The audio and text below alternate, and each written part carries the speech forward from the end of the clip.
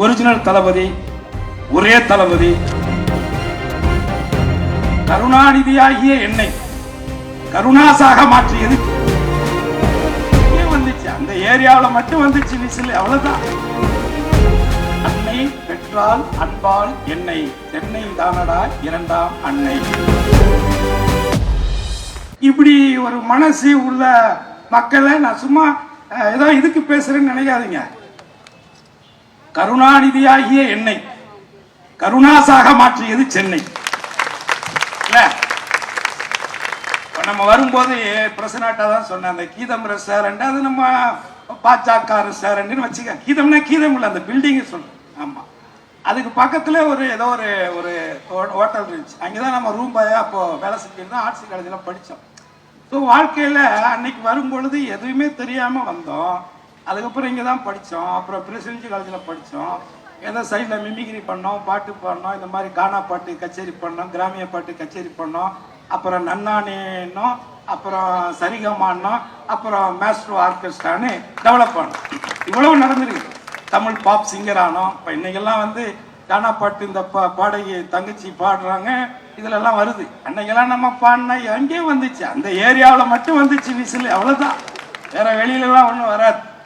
So அந்த மாதிரி அந்த இடத்துல இருந்து தான் நம்ம இந்த இடத்துக்கு வந்திருக்கிறோம். அதனாலதான் அந்த அம்பா சமுத்திர அம்பானின்னு ஒரு படம் எடுக்கும் பொழுது கவிஞர் வைரமுத்து அண்ணன்கிட்ட போயிட்டு பாட்டு எழுதும் பொழுது, அண்ணா இப்ப நீங்க கவிஞர் ஆகாம இருந்தா என்னவாயிருப்பீங்க அப்படின்னு கேட்டேன். என்னப்பா ஒரு காலேஜ் ப்ரொஃபஸர் ஆயிருப்பேன் சொன்னார். உசிலம்பட்டியில பிறந்தவங்களே இவ்வளவு பெரிய கவிஞராகி இருக்குது சென்னை, என்னைக்காவது அதுக்கு நன்றி சொல்லிடுறீங்களா அப்படின்னு கேட்டேன். அவரே அமைதியா இருந்தார்.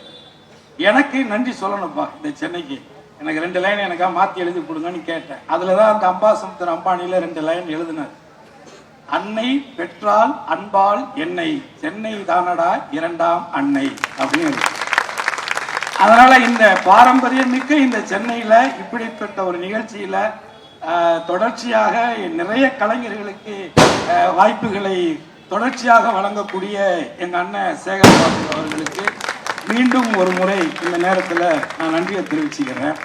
குறிப்பாக இந்த நிகழ்ச்சியினுடைய நோக்கம் உங்களுக்கு தெரியும். நம்ம ஒரிஜினல் தளபதி, ஒரே தளபதி, தமிழகத்தின் தளபதி, மாண்புமிகு தமிழ்நாட்டினுடைய முதலமைச்சர், என் அருமை அண்ணன், நான் கல்லூரி மாணவனாக இருக்கும் பொழுது அன்பகத்திலே இருந்து நடையாய் நடந்து கூட்டி சென்ற தளபதி, எங்களை கூட அரவணைத்து சென்ற தளபதி, ஒரே தளபதி அண்ணன் மு.க. ஸ்டாலின் அவர்களுடைய 73வது பிறந்த நாள் விழாவிலே இத்தனை இசை கலைஞர்களை அழைத்து ஒரு பிரம்மாண்டமான ஒரு இசை நிகழ்ச்சியை ஏற்பாடு செய்து கொண்டிருக்கக்கூடிய எனது அண்ணன் சேகர் பாபு அவர்களுக்கு மீண்டும் ஒரு முறை நன்றி. அதே நேரத்தில் நான் 2 முறை அண்ணன் கூப்பிட்டு வந்திருக்கிறேன், 3வது முறை வந்திருக்கிறேன். இந்த 2 முறை நான் இவரை பத்தி பெருசா பேசல. ஃபர்ஸ்ட் பேசும்போது என்ன சொன்னா, இந்த அப்பயே நம்ம காக்கா பிடிச்சிருந்தோம்னா நிறைய கச்சேரி எல்லாம் பண்ணிருக்கலாம், சவுத்துல இங்கிட்ட நார்த்துல கொஞ்சம் அப்பயே நம்மளும் லட்சுமணன் சொல்ற மாதிரி ஆரம்பத்துல டெவலப் ஆயிருந்திருக்கலாம்னு ஒரு சின்ன யோசனை. ஏன்னா அவர் இன்னைக்கு மினிஸ்டரா இருக்கிறாரு, அதனால செய்யறாரு இல்ல. அவர் சாதாரண அந்த ஏடிஎம்கே கட்சியில தொண்டனா இருந்த காலத்திலேயே இதே வேலைதான் பரபரப்பு தான். எப்போ பார்த்தாலும் அவ்வளோ பெரிய கொடியெல்லாம் அப்பவே. ஸோ அதனால அதெல்லாம் நான் நிறைய பார்த்துருக்கிறேன். ஆனா ஒண்ணு சொல்றேன், நல்லா கேட்டுக்கங்க எல்லாரும். சுதந்திர இந்தியாவுக்கு பிறகு 52ல இருந்து 2026 எலெக்ஷன் வரப்போகுது.